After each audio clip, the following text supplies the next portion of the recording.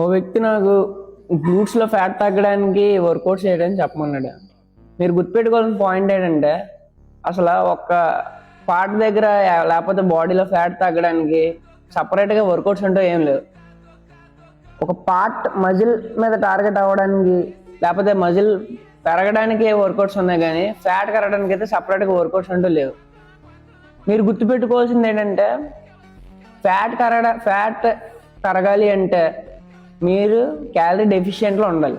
Calorie డెఫిషియెంట్లో ఉండి workouts చేస్తే fat ఆటోమేటిక్గా బర్న్ అవుద్ది.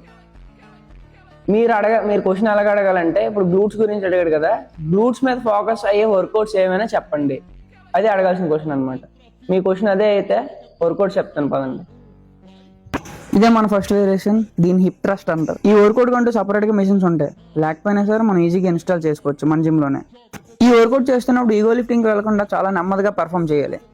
వీడియోలో చూపిస్తున్నట్టు నీట్గా ఇన్స్టాల్ చేసుకొని ఈ వర్కౌట్ పర్ఫామ్ చేయండి, గ్లూట్ మజిల్స్ బాగా పెరుగుతాయి. ఇది మన second variation, Bulgarian split squat. Same మనం స్క్వాట్ చేస్తున్నట్టే, కాకపోతే 1 లెగ్ తో చేస్తాం. ఒక లెగ్ బెంచ్ మీద పెట్టి ఇంకో లెగ్ కింద పెట్టి సేమ్ స్క్వాట్ చేస్తున్నట్టే చేయాలి. ఈ వేరియేషన్ మీకు బ్యాలెన్స్ రాకపోతే స్మిత్ మిషన్ మీద కూడా చేయొచ్చు, కానీ ఈగో లిఫ్టింగ్ మాత్రం వెళ్ళకండి. ఇంకోసారి చెప్తున్నాను, మనం ఫ్యాట్ బర్న్ చేయడానికి సపరేట్ గా వర్కౌట్స్ అంటూ ఉండవు. మీరు క్యాలరీ డెఫిషియెంట్ లో ఉండి ఏ ఫిజికల్ యాక్టివిటీ చేసినా సరే ఫ్యాట్ అనేది బర్న్ అవుతుంది. ఇంకేమైనా ఉంటే కామెంట్ చేయండి, లేదంటే పర్సనల్ డిఎం చేయండి, నేను పక్కా రియాక్ట్ అవుతుందండి. ఈ వీడియోకి ఇంకెంతే, నెక్స్ట్ వీడియోలో కలుద్దాం, బై.